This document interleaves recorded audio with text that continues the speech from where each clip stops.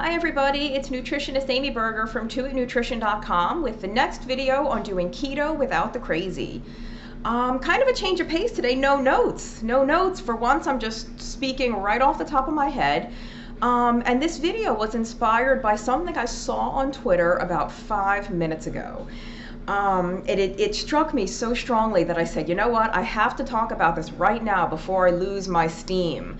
Not necessarily steam in a bad way. Steam, frustration, passion can be used for a good thing, right? So what I saw was something to the effect of somebody asking, if I'm fasting, if I put cream in my coffee, does my eating window open then? Similar questions that people ask on Twitter or Facebook and stuff like that are things like, if I put MCT oil in my coffee, does that break a fast? Is OMAD, O-M-A-D, 1 meal a day, is that better than 2 meals a day? Should I have an 8-hour eating window? Should I only eat 2 meals a day? What should my macros be? What is the exact amount of saturated fat versus monounsaturated fat I should be getting? What exact kind of exercise, how much aerobic exercise should I be doing versus how much lifting? Is deadlift better than squat? Is bench better than this?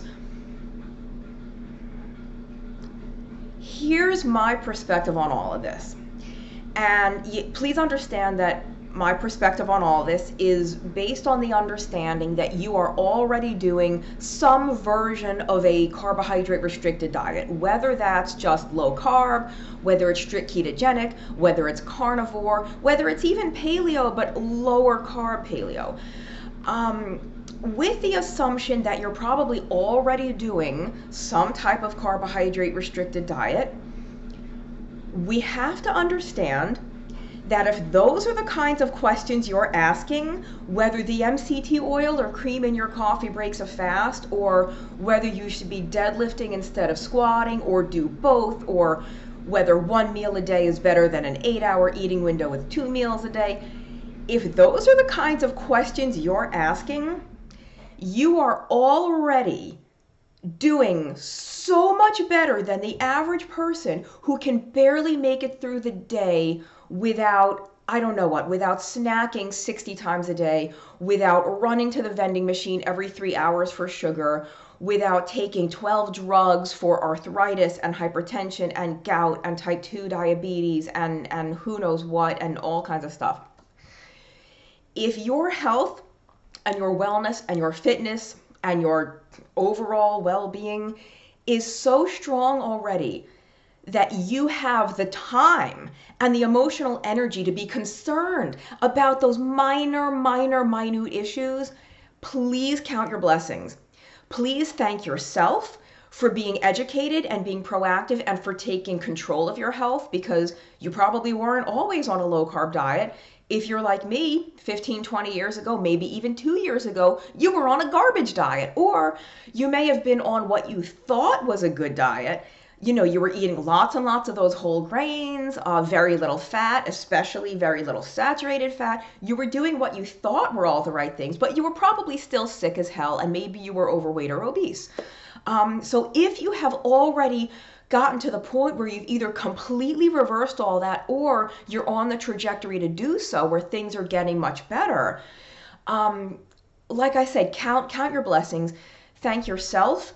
Thank the people, the practitioners, the authors, the doctors that helped you get educated, who either wrote books or published papers or have YouTube channels or write blogs where you were able to find some of this information. I just think when those are the kinds of questions that we're asking, we really have to, I hate to keep using the word give thanks. I guess we should be aware. Be aware that, at least in my opinion, reducing the total carbohydrate load of your diet provides the vast majority of benefits for any of this. Bringing the blood sugar down, bringing the insulin down, bringing the blood pressure down, all the good stuff that we see with this diet. Lowering inflammation, lowering pain, lowering muscle stiffness, clearing up the skin, normalizing hormones to a great extent. Most of what we see comes from dramatically reducing carbs. Some people, yes, may need to go further and get to ketogenic levels of carbohydrate restriction, under 50 grams a day, maybe even under 30 or under 20 grams of carbs a day. Some people who are exquisitely sensitive to various potentially harmful compounds in plant foods like oxalates, like phytic acid, like salicylates. There's some other phytochemicals, for lack of a better word, that can be problematic for some people. So some of those people might experience benefits and improvements above and beyond just going low carb or keto by going carnivore, by eliminating all plant foods from their diet. But even so, most of those people, if they went from a standard American diet to low carb or keto, they experience typically massive benefits, right? Excuse me, massive improvement. It may not have taken them all the way, so they may have needed to go a little further by going carnivore or keto or eliminating some particular food substance that they are sensitive to, even if it's perfectly keto, right? If you're sensitive to something in a particular nut or a particular vegetable, even though it's fine for keto, you might have had to eliminate that from your diet before you had full resolution of whatever symptom you had. My point, and what I really want to emphasize, is that the vast majority of benefits that any of us experience with this way of eating come from this way of eating. It comes from the major reduction in carbs. Those other little things can help, but things like meal timing, number of meals per day, the type or frequency or volume of exercise that we do, circadian rhythm, all this other stuff is so completely secondary. I think one way we could do this, I would love to see a study, let's say in type 2 diabetes, where we have different cohorts.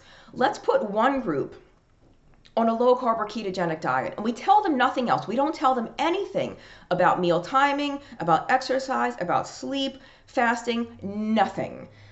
We just tell them to do low carb. We give them a food list of foods to eat and a food list of foods to avoid. Maybe we give another group of type 2 diabetics no advice about diet. We only tell them do this much exercise, this much frequency and volume. And then we could give them another group of type 2 diabetics, have 2 meals a day or have 1 meal a day, but don't tell them anything about what those meals can consist of. Make no recommendations as to carbohydrate, protein, fat. If you want to take a wild guess as to which of those groups is going to have the best success in terms of reducing diabetic symptoms, bringing the blood sugar down, bringing the insulin down, probably losing some fat, resolving other issues that come along with type 2 diabetes, I know which one I would guess. I'm not saying that exercise is unhelpful, and I'm not saying that meal timing has no effect, but they are vastly, vastly inferior effects to just cutting the heck back on carbohydrate. So I just don't want anyone out there to be losing sleep over, oh my God, biting my nails because I ate at 11 o'clock at night and I went to bed at midnight and now I'm going to get sick. Probably not. One of my viewers asked me to do a video on meal timing, so I'm going to get to that soon, but I really just wanted to do this while that tweet was fresh in my mind.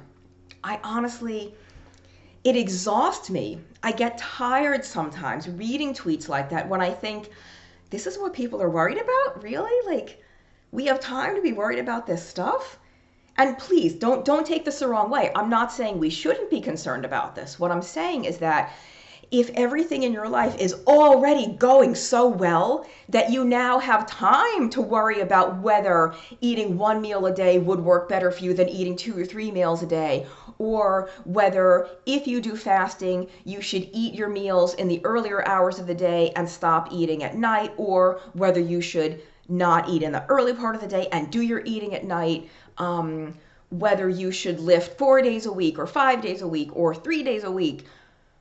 When we're able to start playing around with the fine details there because everything else is already taken care of, we are already heads and shoulders above where most people are, right? Most people who are walking around in a fog of medication and pain and hypo and hyperglycemia.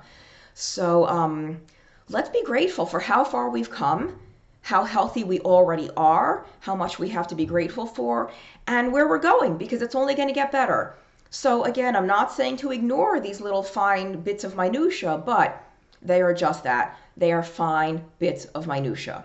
So if you're already in the 98th or 99th percentile of health and wellness and you want to get to 112%, that's where that stuff can come into play. Maybe one meal a day versus 2 or 3, different types of exercise at different times, timing of meals throughout the day.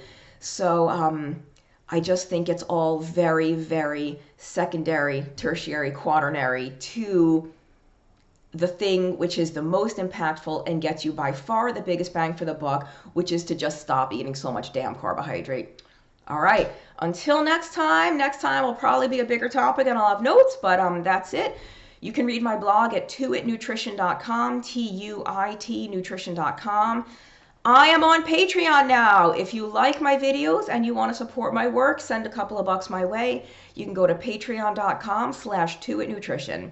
Thanks everybody. I'll see you next time.